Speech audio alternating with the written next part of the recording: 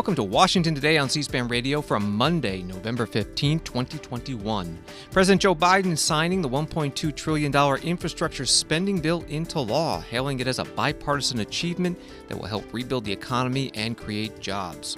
The president also saying he's confident the U.S. House this week will pass the other half of his domestic agenda, a $1.75 trillion social spending and climate programs bill. Steve Bannon, former strategic advisor to former President Donald Trump, has a first court appearance after being indicted by a federal grand jury for not complying with a congressional subpoena for documents and testimony in the investigation into the January 6th attack on the U.S. Capitol. After outside the courthouse, he promises to make this the misdemeanor from hell for the Justice Department. Senator Patrick Leahy, Democrat from Vermont, longest-serving current senator, first elected in 1974, announces he will not seek re-election when his term ends in 2022. We'll talk about this retirement and what it means to Vermont and the Senate with a reporter from VTDigger. State Department welcoming Myanmar's freeing an imprisoned American journalist. State Department also criticizing Russia for launching an anti-satellite missile that destroyed a Russian satellite and caused a dangerous space debris field. We begin with the infrastructure spending bill, $1.2 trillion, about $500 billion in new money, this over 5 years. Of that, $110 billion for roads, bridges, and other major projects, $66 billion for freight and passenger rail, $39 billion for public transit, $65 billion for expanding broadband, $55 billion for improving water systems and replacing lead pipes. White House says it will create 2 million jobs. There were several speakers today ahead of the president at the ceremony on the White House South Lawn, including Democratic congressional leaders, Vice President Kamala Harris, but also one of the 19 Republican senators to vote for the bill, Rob Portman of Ohio. And I want to congratulate everyone gathered here today for the role you played in making this possible. This is what can happen when Republicans and Democrats decide we're going to work together to get something done.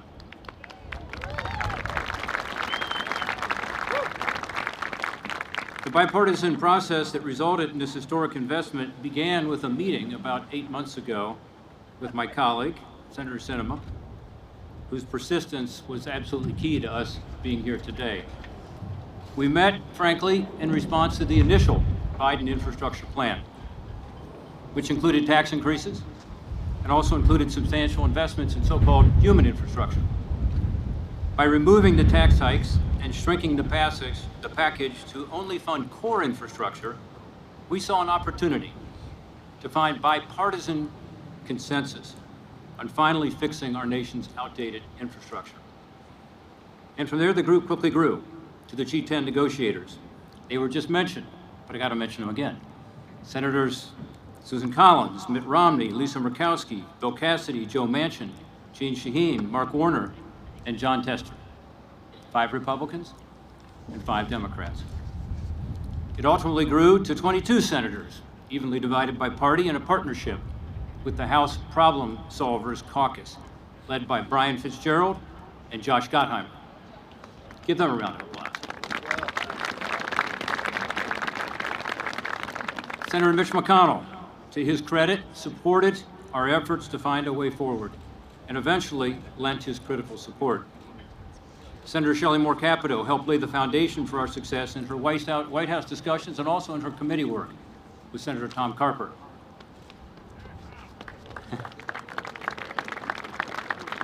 Our work was guided by a few simple principles: core infrastructure only, no tax increases, and no linkage to the broader partisan reconciliation process. Instead, we agreed this would be a truly bipartisan process, working from the middle out, not the top down. There were plenty of bumps along the way, but we got there because we were all committed to ultimately delivering a result for the constituents we represent. That's Senator Rob Portman, Republican from Ohio, at today's signing ceremony at the White House.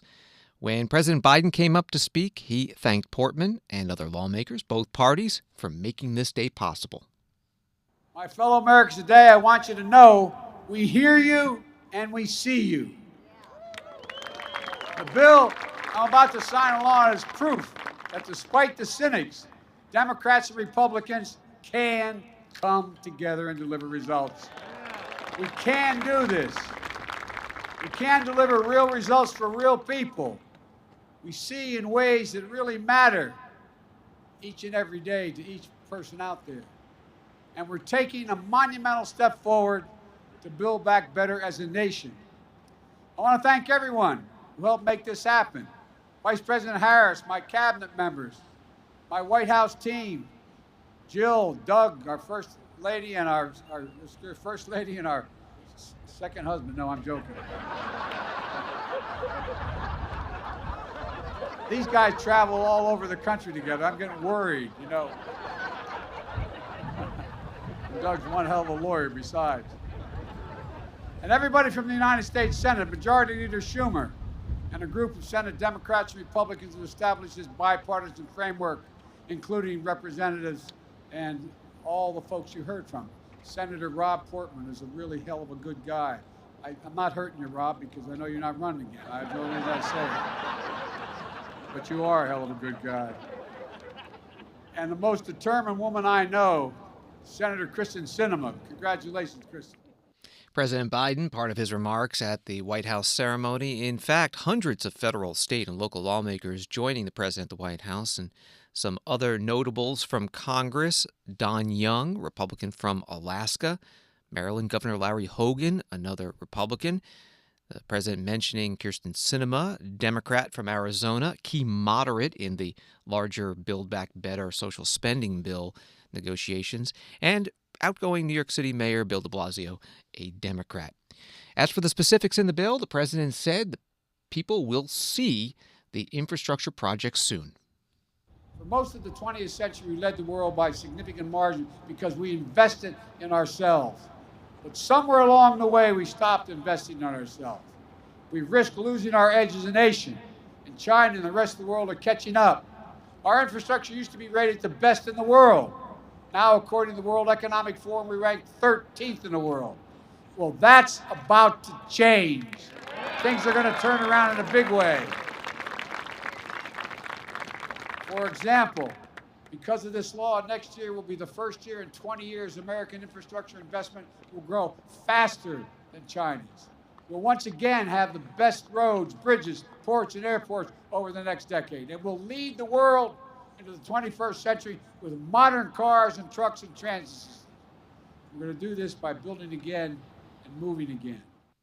President Biden outside the White House. The full ceremony today ran about an hour. We covered it live on the C-SPAN networks, and you can find the video archived at cspan.org. Near the end of his remarks, the president also looked ahead to the vote this week in the U.S. House on the second part of his domestic agenda, the $1.75 trillion social spending bill, including such things as universal pre-K, reducing prescription drug prices, fighting climate change, and paying for it by raising taxes on the wealthy and on corporations. You see those projects starting in your hometowns. I want you to feel what I feel. Pride. Pride in what we can do together as the United States of America. Folks, you know, the same goes for my plan to build back better for the people. Getting folks back to work and reducing costs of things like child care, elder care, housing, health care, prescription drugs, and meeting the moment on climate change. I'm confident that the House will pass this bill, and then we're going to have to pass it in the Senate. And it's fully paid for. It will reduce the deficit over long term, according to the leading economists in the world. And again, no one earning less than $400,000 will pay a single penny more in federal taxes. Together with the infrastructure bill, millions of lives will be changed for the better. That's President Biden on the South Lawn of the White House. The social spending bill, $1.75 trillion, final vote in the House has been held up for some time over a disagreement among Democrats because Republicans are not expected to support this, so virtually all Democrats in the House will be needed in order to pass it. We spoke about that with Mike Lillis, a congressional reporter with The Hill, on C-SPAN's Washington Journal morning program. This week, the House, Nancy Pelosi, wants to bring this to the floor. There is no scheduled date to bring it to the floor, but the plan is to do that before they leave for the long Thanksgiving holiday. And to do so, they had to get a commitment from the moderates who were holding out last week. If you remember, Pelosi wanted to pass this on Friday, and that hit a kind of a brick wall in the form of these moderate Democrats who said, no, we need to see an official accounting, an official cost estimate from the Congressional Budget Office, which is typically a routine step on any piece of legislation that comes to the floor. You have to get a cost estimate. In this case, they were ready to bypass that step. They had gotten the estimate on a lot of the provisions, but not the entire thing as a whole. And you know that's important because in any one provision in a vacuum might cost one thing, but then if you put all these things together, the way they interact can change the cost over the course of time. And so that's what they're waiting for from the CBO, and that is going to take a little bit of time. The moderates in the end committed to voting on a bill this week if they get additional information from the CBO. And Pelosi has said that the CBO is giving that information, so they seem to be on course to bring it to the floor. But you know, at the end of the day, what they want is to move beyond the process here. They've been talking about the process. The process has been messy. Biden's poll numbers, of course, are sinking amid it all, makes them look ineffective, like they can't do anything, even though they control all the levers of power, House, Senate, and White House. And they want to move on. They want to get it done and start talking about the benefits in the package and not the process that got them there. And in the House, they think that this is the week to do it. Before we leave that process, though, what's the harder lift for Democrats? Passing the Build Back Better Act in the House, where they can't lose more than 3 votes, or the Senate, where they can lose exactly 0 votes? Well, I think they're kind of identical at this point. You know, the moderates in the House and the Senate have had similar concerns, and in many ways, you know, you're hearing a lot about Joe Manchin and Kyrsten Sinema in the Senate. In many ways, they have been negotiating on behalf of the moderates in the House. The process has been kind of back and forth, and the negotiations, of course, have included all sides of this, including Biden. But the thinking is that if Manchin and Sinema can sign on to something, that will be just fine with the moderates in the House. And so, you know, I said that this is the week for the House. That's not exactly true, because if they pass it, when they pass it, it goes to the Senate, and there are supposed to be changes made in the Senate.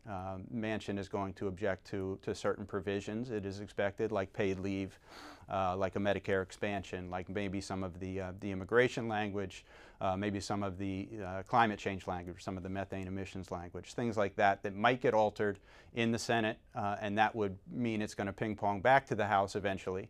And so this is not the final step. This is a process that is going to go into December and could extend well into December, depending on how messy it gets. But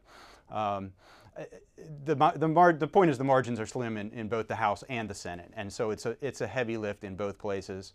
But if anything can pass through the Senate, it will pass the House, and that's what the moderates in the House have said all along. Has the CBO, the Congressional Budget Office, offered any hints as to whether they think Democrats are close or far off in terms of how much this is going to cost, or whether it's all paid for?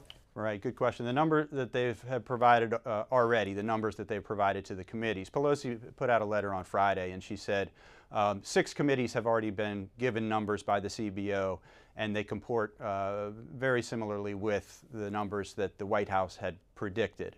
And the moderate stipulation was, if the numbers out of the CBO are similar to the White House, then there's going to be no problem with us. We will support it. So far, so good from Pelosi's perspective. She also said that 3 more committees will be getting CBO numbers today. So a lot of those numbers are rolling, but again, the final accounting, the full score, all interactive, will probably not be done by the time they vote on a bill, if that happens this week. So the moderates have made their concessions on that front, on the process front. And so far, the numbers seem to be sticking with the White House predictions. We've also had talking with Richie Neal last week. He's the chairman of the Ways and Means Committee, which has jurisdiction over a huge chunk of this legislation. And he had said, because the score is going to be important, and because we want this to be deficit neutral, everything paid for. We are overcompensating on the revenue side. We want the number to be higher over there in case something goes wrong with the CBO score, in case a number comes in smaller than we would like or we would expect, in which case it would still be covered. He's claiming that this thing will actually not only pay for itself, but will reduce the deficit over the course of the 10-year window over which the spending applies right now. Mike Lillis is a congressional reporter with The Hill on C-SPAN's Washington Journal early Monday morning. Later in the day, The Hill has a story that begins. The Congressional Budget Office said Monday that it expects to release a full cost estimate of House Democrat social spending and climate package by the end of the day Friday. The House Republican leader, Kevin McCarthy, talked about the CBO scoring and this bill and its provisions today on the House floor. We are just days away from voting on a 2,000-page bill that will very likely cost $4 trillion. A bill that the White House Chief of Staff recently bragged, and let me quote, twice as big in real dollars as the New Deal was. Can you imagine that? Let that sink in. 2,000 pages, $4 trillion, twice as big in real dollars as the New Deal was. Given its size, scope, given its unquestionable impact on American life, the American people deserve an honest, transparent debate about its true cost and content. Yet here we are, and not one member of this House can honestly say they have analyzed, studied, or reviewed it. We know this because the Congressional Budget Office has made it clear that they won't have the final analysis on how much the bill costs until Friday at the earliest. But even without the CBO report, we already have a pretty clear idea that the final price tag will be far more expensive than what Democrats are claiming. Now, according to estimates from the University of Pennsylvania Wharton School, one of the best business schools in the nation, they say that new spending would increase by over $4 trillion. Now, that's twice as much as the Democrats say it will cost. And it's not just the top-line cost. It's the tax increases, too. According to Tax Policy Center, a center-left think tank, 20 to 30% of middle-income families will see their taxes go up in 2022. Now, that directly breaks President Biden's pledge that he wouldn't raise taxes on the middle class. The House Minority Leader Kevin McCarthy, Republican from California, today on the House floor. As this social spending bill moves through the legislative process, C-SPAN will be covering it. You can follow the House floor debate live on the C-SPAN Now mobile app or at cspan.org. Part of the social spending bill the Democrats are aiming to pass includes climate programs, and this comes just as the United Nations Climate Summit in Scotland finished up this weekend. BBC News reports the Glasgow climate deal is a game-changing agreement, which sounds the death knell for coal power, Prime Minister Boris Johnson said. The article goes on, although countries only agreed to phase down rather than phase out coal, the Prime Minister said this was a fantastic achievement. The wording change was made after a late intervention by China and India. Critics saying the deal does not go far enough and will not meet the key summit goal of limiting global warming to 1.5 degrees Celsius by the end of the century. That was from BBC News. The climate summit reaching that deal on Saturday, one day beyond what was supposed to be the end of the summit. Prime Minister Johnson said what you just heard at a news conference on Sunday, and then today he reported to the House of Commons in London, repeating much the same thing. It was a summit that many people predicted would fail, and a summit that I fear some quietly wanted to fail. Yet it was a summit that proved the doubters and the cynics wrong, because COP26 did not just succeed in keeping 1.5 alive, it succeeded in doing something no UN climate conference has ever done before, by uniting the world in calling time on coal. Yeah. In 25 previous COPs, all the way back to Berlin in 1995, not one delivered a mandate to remove so much as a single lump of coal from one power station boiler. For decades, tackling the single biggest cause of carbon emissions proved to be as challenging as eating the proverbial elephant. It was just so big that no one knew quite where to start. But in Glasgow, Madam Deputy Speaker, we took the first bite. British Prime Minister Boris Johnson, leader of the Conservative Party, during the House of Commons session today in London. On Wall Street, the Dow was down 12, Nasdaq down 7, S&P down a fraction. White House Chief Medical Advisor Dr. Anthony Fauci with a COVID-19 update, saying today, despite the recent uptick in cases, it should be safe to see your family and friends for the holidays if you are all vaccinated. That uptick includes about 25% more cases in the past 2.5 weeks, a daily count in the U.S. of about 73,000. Dr. Fauci interviewed today by Dr. and former U.S. Senator Bill Frist. Any advice to the public with respect to COVID-19, just overall staying safe, ourselves and our families over the holidays? You know, Bill, and that's a great question because people need to hear that. And I'm very pleased to tell them, if you get vaccinated and your family's vaccinated, you can feel good about enjoying a typical Thanksgiving, Christmas with your family and close friends. We unfortunately still have a dynamics of infection in the community of about 70,000 new cases per day. So when you go to indoor congregate settings, go the extra mile, be safe, wear a mask. But when you're with your family at home, goodness, enjoy it with your parents, your children, your grandparents. There's no reason not to do that. This will end, Bill. We are not going to be going through this indefinitely. How quickly we get to the end depends on us. How well we vaccinate, how well we get boosted, and how well we do the kinds of things to protect ourselves. So that's my message to the general public. Dr. Anthony Fauci is director of the National Institute of Allergy and Infectious Diseases, speaking with Dr. and former Senator Bill Frist, Republican from Tennessee. He's now a senior fellow with the Bipartisan Policy Center. And this is Washington Today. From CNN, Steve Bannon won't be detained before trial on charges of contempt of Congress after he failed to comply with subpoenas from the House committee investigating January 6th. Bannon, a former advisor to former President Donald Trump, appeared in federal court for the first time Monday. He will be arraigned on Thursday. Each count carries a minimum of 30 days and a maximum of 1 year in prison and a fine of up to $100,000. Before his court appearance, Bannon turned himself in Monday morning at an FBI field office in Washington.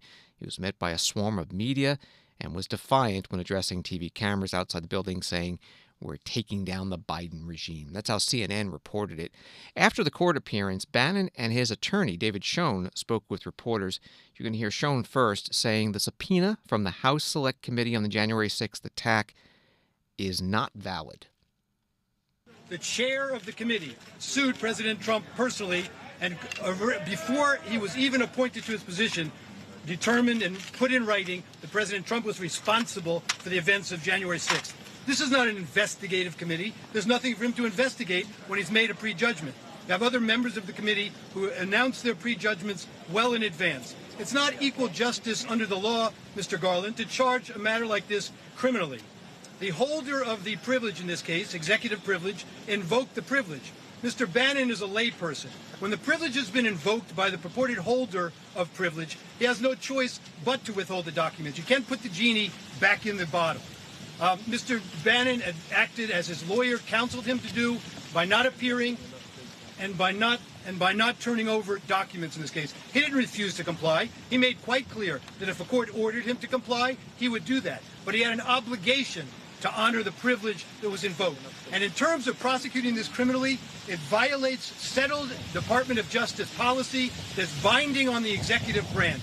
It is outrageous that a criminal charge was brought in this case. It is a misdemeanor, but it's being treated as if it were a capital case. Mr. Bannon takes this very seriously. It's outrageous what the government did.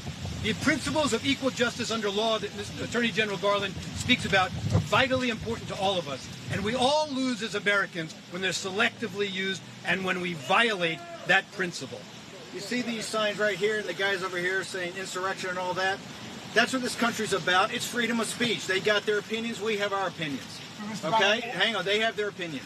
I'm telling you right now, this is going to be the misdemeanor from hell for Merrick Garland, Nancy Pelosi, and Joe Biden. Joe Biden ordered Merrick Garland to prosecute me from the White House lawn when he got off Marine One. And we're going to go on the offense. We're tired of playing defense. We're going to go on the offense on this and stand by. You should understand, Nancy Pelosi is taking on Donald Trump and Steve Bannon. She ought to ask Hillary Clinton how that turned out for them, okay? We're going on the offense. Steve Bannon, former strategist to former President Donald Trump, and his lawyer, David Schoen, outside the courthouse in Washington, D.C. Schoen, you might remember, one of Donald Trump's attorneys in his second impeachment trial, referring to Merrick Garland, the Attorney General, and Nancy Pelosi, the House Speaker. White House Press Secretary Jen Psaki continuing her defense of Vice President Kamala Harris after a CNN report said that many of Harris's aides feel she is being sidelined by President Biden, and the Vice President herself feels, quote, constrained in what she's able to do politically.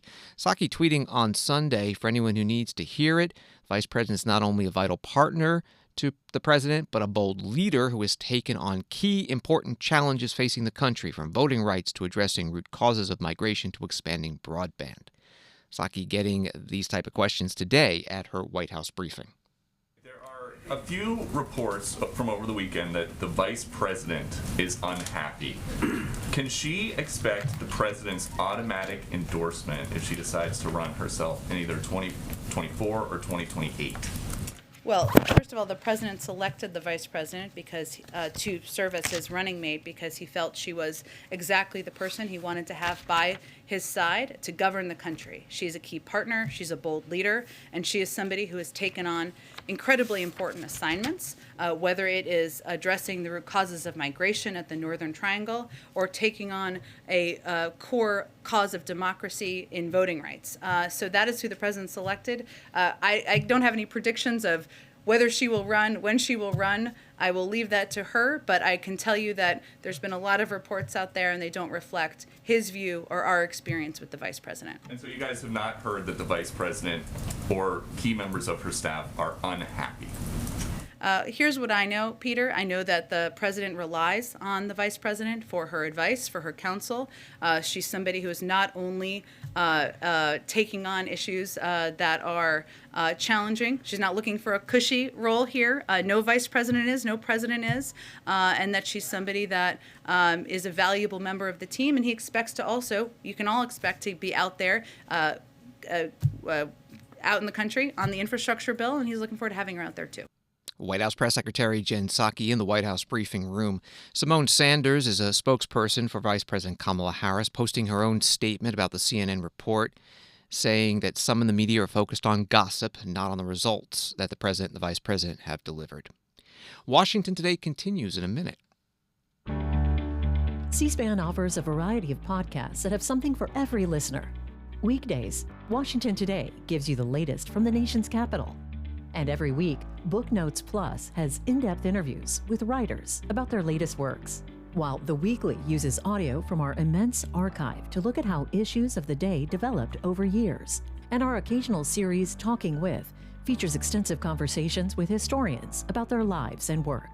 Many of our television programs are also available as podcasts. You can find them all on the C-SPAN Now mobile app or wherever you get your podcasts.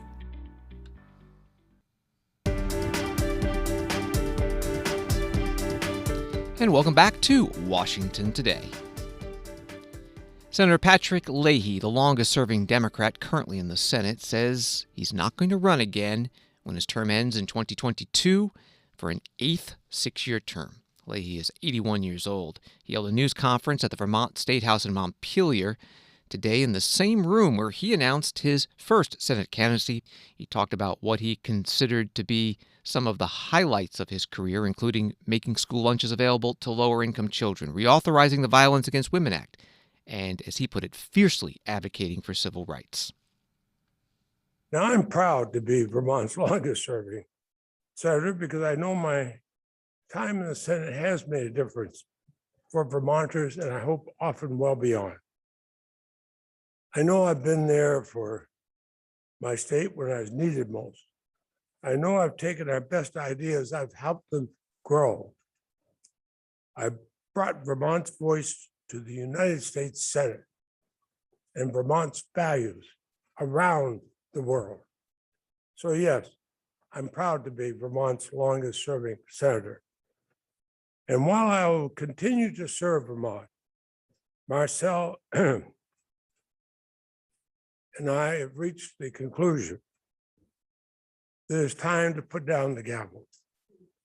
It is time to pass the torch to the next Vermonter who will carry on this work for our great state. It's time to come home. So I will forever carry with me the enduring bond with my fellow Vermonters, whose common sense and goodness are what I strive to match as their representative. Thank you all for being the inspiration and the motivation for all the good that has come from my work in the Senate. And rest assured that our state and our nation will remain resilient, and the next generation will ensure our democracy remains whole and thriving.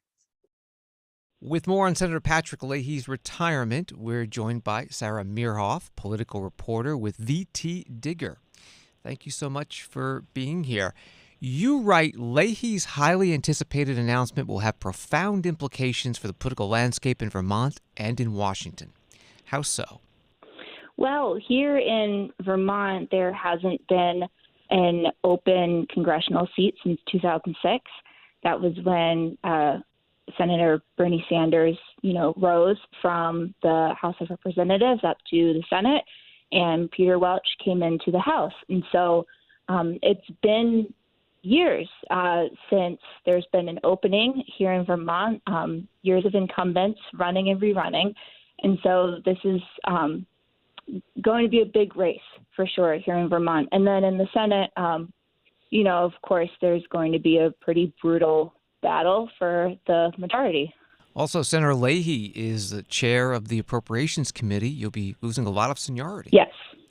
Yes, absolutely. And that's something that's being talked about quite a lot here is, it's nearly 5 decades of seniority that Vermont will be losing in the Senate.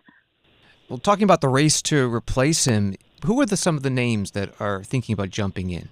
Yeah, absolutely. So one of the main kind of roadmaps that I have heard floated about is that Representative Peter Welch will rise up into the Senate seat, just as Sanders did all those years ago. Same roadmap.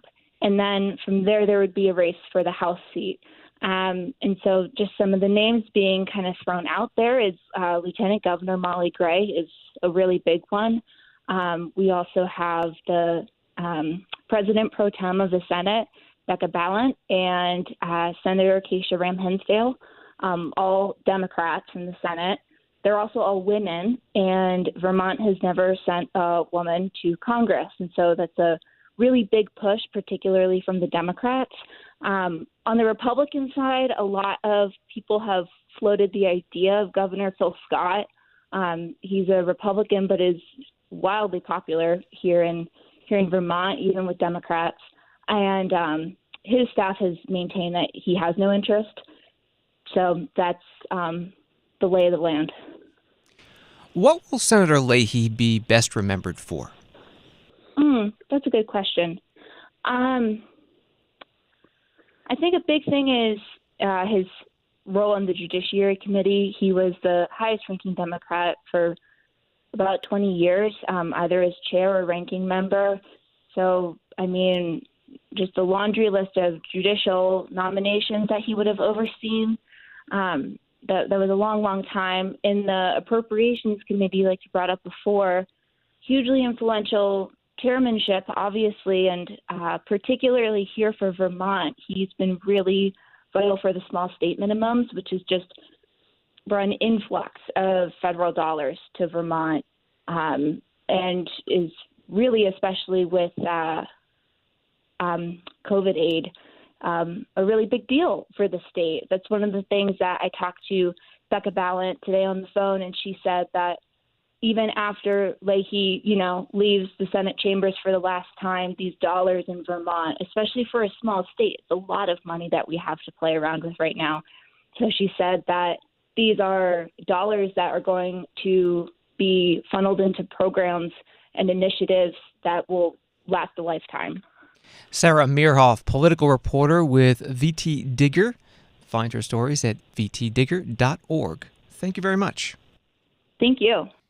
And Senator Leahy is the 6th senator to announce that he will not be running for re-election next year, but he's the first Democrat to do so. President Biden hosting the first Tribal Nations Summit of the presidency and the first for the White House since 2016. Leaders from more than 570 tribes from around the United States taking part virtually due to the COVID-19 pandemic. President Biden speaking, along with Vice President Kamala Harris, First Lady Jill Biden as well, and several cabinet members as well, including Interior Secretary Deb Haaland, the first Native American to lead a federal department. This administration understands that tribal leaders know your communities best and that the right solutions are created when tribes consistently have a seat at the table. This week will be the continuation of those important discussions. My colleagues and I have much progress to share, as well as announcements about the path ahead. But most importantly, we are here to listen and to learn. You are here to share the hopes, dreams, challenges, needs, and goals of each of your communities so that our solutions reflect your input. Throughout this summit, we will host a series of panels across a broad range of topics that impact Indigenous communities, including combating COVID-19, Native American education in Native languages, public safety and justice, climate change impacts and solutions, tribal treaty rights and sacred lands, economic and workforce development and infrastructure, housing, and energy. It is my hope that we all can use this opportunity to learn from each other, expand our knowledge, and build an even stronger foundation for the future. That foundation will be made up of the trust we build together, the relationships we nurture, and the commitments to ensuring that our communities have a bright future for generations to come. The Interior Secretary Deb Haaland at today's virtual White House Tribal Nations Summit, speaking from the Eisenhower Executive Office building. President Biden, after addressing the summit, signing an executive order that directs federal agencies to improve public safety for Native Americans and investigate hundreds of missing or murdered Indigenous people. From the New York Times, President Biden and President Xi Jinping of China will meet for more than 3 hours in a virtual summit on Monday evening as the United States seeks to engage in what the administration calls intense competition with China while preventing serious conflict. A preview this afternoon from the White House Press Secretary Jen Psaki. The president this summer told Peter here that he does not consider President Xi an old friend.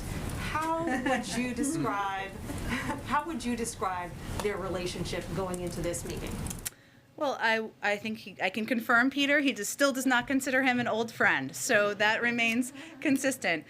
You've heard the president note in the past that President Xi is somebody he's spent time with, he's had face-to-face conversations with, and because of that, the president feels that he's able to have candid discussions with President Xi, someone with whom he can raise directly areas where we have concern, whether it's security issues, whether it's economic issues, whether it is human rights issues. And he will certainly do that this evening during the call. But he will also look for areas where we can work together and where there are areas where there is cohesion of opportunity moving forward. So it gives him the opportunity, it gives him the ability, I should say, to approach this multi-hour meeting with a level of candor, to be direct, not to hold back, and to continue that moving forward. I'll note that because of the kind of the condensing of power in China, that this relationship, these ongoing discussions between President Biden and President Xi, we feel is a key part of having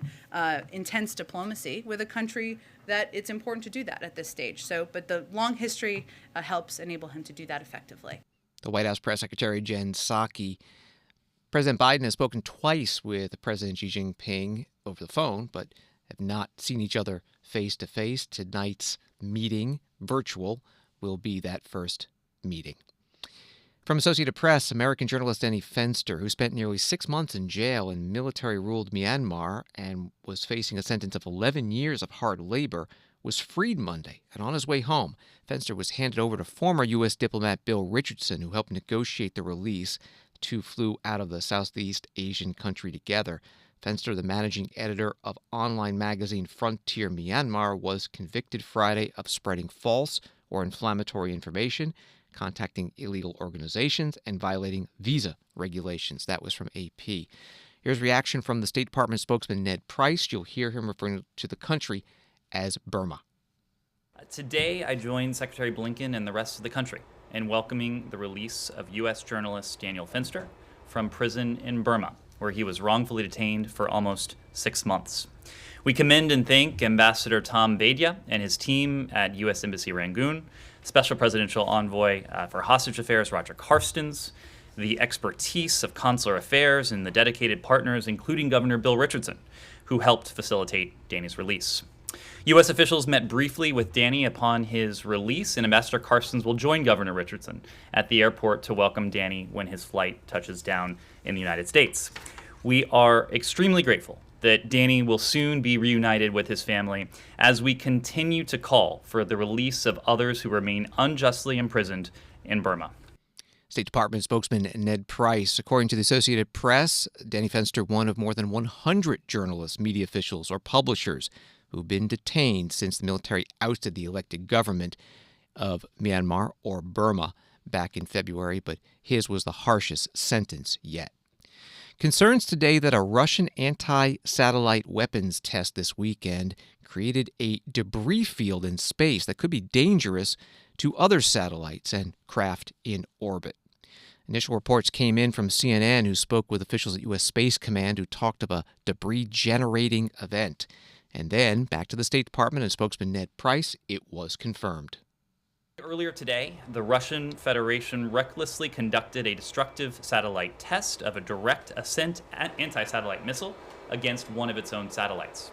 The test has so far generated over 1,500 pieces of trackable orbital debris and hundreds of thousands of pieces of smaller orbital debris that now threaten the interests of all nations. In addition, this test will significantly increase the risk to astronauts and cosmonauts on the International Space Station, as well as to other human spaceflight activities. Russia's dangerous and irresponsible behavior jeopardizes the long-term sustainability of outer space and clearly demonstrates that Russia's claims of opposing the weaponization of space are disingenuous and hypocritical. The United States will work with our allies and partners to respond to Russia's irresponsible act. State Department spokesman Ned Price. Over at the Pentagon, reaction to this as well from the press secretary John Kirby. Obviously, we share the concern that our State Department colleagues stressed earlier today about this test. The most immediate concern is the debris itself, which is now floating out there and could become a hazard, including to the International Space Station. So there's concerns about the debris itself, and obviously, more writ large, we watch closely the kinds of capabilities that Russia seems to want to develop, which could pose a threat not just to our national security interests, but the security interests of other spacefaring nations. And again, we've been very clear. We would like to see norms for space so that it can be used responsibly by all spacefaring nations. Pentagon Press Secretary John Kirby. Also concerning Russia, this from Reuters, NATO Secretary General Jens Stoltenberg warned Russia on Monday that the Western military alliance was standing by Ukraine amid a large and unusual concentration of Russian troops on Ukraine's borders. Stoltenberg speaking at NATO headquarters in Brussels, a joint news conference with the visiting Ukrainian foreign minister. We have just discussed the security situation in and around Ukraine. In recent weeks, we have seen large and unusual concentrations of Russian forces close to Ukraine's borders, similar to Russia's buildup in Crimea and the Black Sea region earlier this year. NATO remains vigilant. We are monitoring the situation very closely, and we continue to consult among allies and with partners such as Ukraine and the European Union. Any further provocation or aggressive actions by Russia would be of serious concern. We call on Russia to be transparent about its military activities. It is important to prevent escalation and reduce tensions. NATO stands with Ukraine. We do not and will not accept Russia's illegal and illegitimate annexation of Crimea, and we call on Russia to end its support for militants in the Donbas. All NATO allies are united in their condemnation of Russia's behavior. NATO Secretary General Jens Stoltenberg at NATO headquarters in Brussels, Belgium. It was back in 2014 that Russia annexed Crimea, an area that was part of Ukraine, and started supporting separatist forces in the eastern part of Ukraine, the area called the Donbas. Thanks for listening today to Washington Today, and for more Washington top stories sent to your inbox every day, subscribe to C-SPAN's evening newsletter Word for Word at c-span.org/connect. Hope you have a good night.